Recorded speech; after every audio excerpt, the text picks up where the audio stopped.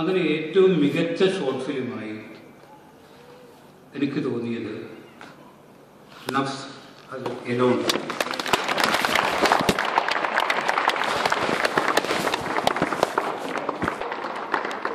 അതിൻ്റെ സംവിധായകൻ ഫിറോസ് NK തന്നെയാണ് മികച്ച സംവിധായകൻ.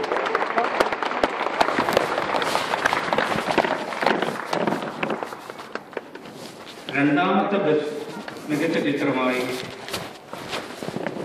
തിരഞ്ഞെടുത്തത് സിഗ്നേച്ചർ ഓഫ് ഗോഡ്.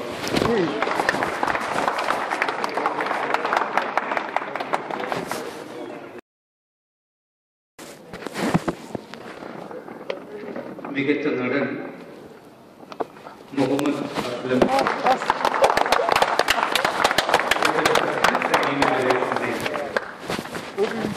മികച്ച നടി ഷീല ടോമി.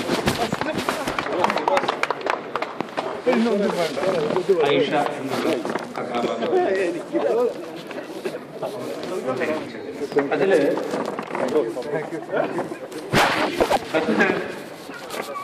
ഫോട്ടോഗ്രാഫി ആയിട്ട് തിരഞ്ഞെടുത്തത് ഫിലിം പതിര്.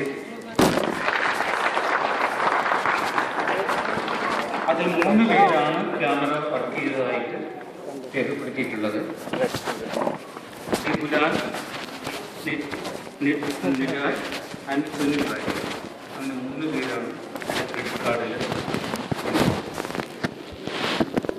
എഡിറ്റിങ്ങും പതിര് തന്നെ. ഷിബു കെ ചന്ദ്രൻ ആണ് എഡിറ്റർ. ആക്ടർ എന്ന് പറഞ്ഞാൽ ഇതിൽ പ്രോമിസിംഗ് ആയിട്ടുള്ള ഏതൊരു വ്യക്തിയെയും എടുക്കാവുന്ന അവകാശം തന്നതിൻ്റെ അടിസ്ഥാനത്തിൽ അങ്ങനെ കണ്ടെത്തിയത് ബ്ലാക്ക്ബെറിയുടെ സംവിധായകനെയാണ്.